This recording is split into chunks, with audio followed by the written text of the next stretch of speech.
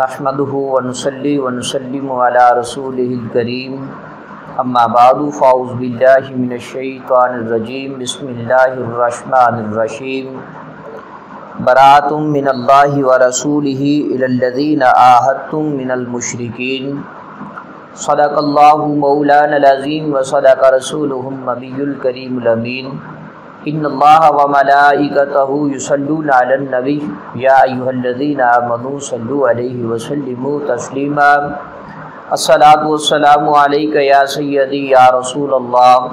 الصلاۃ والسلام علیک یا سیدی یا حبیب اللہ۔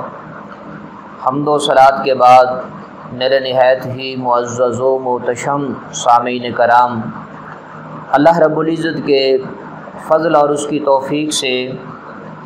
سورۃ توبہ کی آیت نمبر پہلی پڑھنے کی ہم سعادت حاصل کر رہے ہیں، جس میں خالق قدوس اللہ والا نے ارشاد فرمایا براءۃ من اللہ ورسولہ، بیزاری کا حکم سنانا ہے اللہ اور اس کے رسول کی طرف سے، الی الذین عاہدتم من المشرکین، ان مشرکوں کو جن سے تمہارا معاہدہ ہوا تھا اور وہ اس معاہدے پر قائم نہ رہے۔ اس آیت مقدسہ کے اندر اس بات کی طرف اشارہ ہے کہ ایمان والوں کا جو معاہدہ ہوا تھا کافرین اور مشرکینوں کے ساتھ، تو انہوں نے اس عہد کا پاس نہیں رکھا، اس کو توڑ دیا۔ مشرکین عرب اور ایمان والوں کے درمیان معاہدہ ہوا تھا، تو چند ایک لوگوں کے سوا باقی سب نے اس عہد کو توڑ دیا۔ میرے آقا نور مجسم شفیع معظم صلی اللہ علیہ وآلہ وسلم کی طرف سے یہ حکم ارشاد فرمایا گیا کہ وہ 4 مہینے تک جہاں ان کا دل چاہتا ہے رہے، 4 مہینوں کے بعد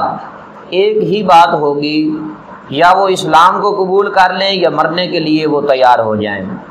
تو امام الانبیاء علیہ الصلوۃ والسلام نے حضرت ابو بکر صدیق رضی اللہ تعالیٰ عنہ کو امیر حج بنایا۔ یہ صورت جو ہے سورۃ توبہ 9 ہجری میں مکہ المکرمہ سے کے فتح ہونے سے 1 سال بعد اس کا نزول ہوا۔ تو امام الانبیاء علیہ الصلوۃ والسلام نے حضرت ابو بکر صدیق رضی اللہ تعالیٰ عنہ کو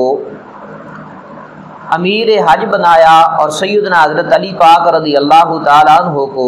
آقا علیہ الصلوۃ والسلام نے یہ صورت جو ہے حاجیوں کو پڑھ کر سنانے کے لیے حکم ارشاد فرمایا۔ تو حضرت ابو بکر صدیق رضی اللہ تعالیٰ عنہ امیر حج بن کر حضرت علی پاک رضی اللہ تعالیٰ عنہ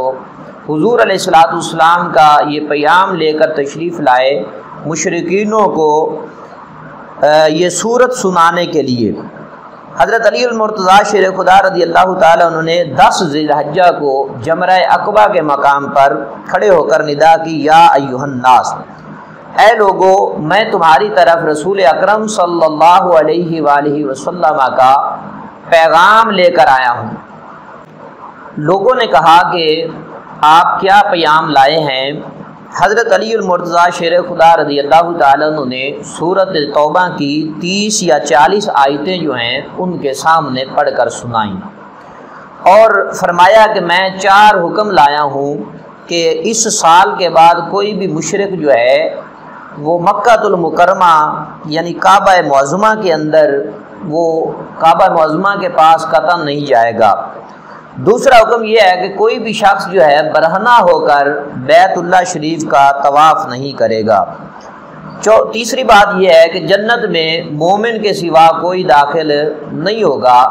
چوتھی بات حضرت علی پاک رضی اللہ تعالیٰ عنہ نے جو ارشاد فرمائی کہ جس کا رسول اللہ صلی اللہ علیہ وآلہ وسلم کے ساتھ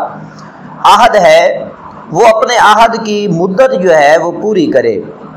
جس کی مدت جو ہے وہ معین نہیں ہے اس کے لیے حکم یہ ہے کہ 4 مہینے تک وہ اس مدت کو پورا کرے، 4 مہینے تک اس کو رخصت ہے۔ مشرکین نے یہ سن کر کہا، اے علی کرم اللہ تعالی وجہ الکریم، آپ اپنے چچا زاد بھائی سیدنا حضور نور مجسم شفیع معظم صلی اللہ علیہ وآلہ وسلم سے جا کر کہہ دیجئے کہ ہم نے عہد پس پشت پھینک دیا ہے اور ہمارے ان کے درمیان نیزہ بازی اور تیغ زنی جو ہے کہ سوا کوئی عہد اب باقی نہیں رہا ہے۔ تو میرے آقا نور مجسم شفیع معظم صلی اللہ علیہ وآلہ وسلم کو بھی یہ حکم اللہ رب العزت کی طرف سے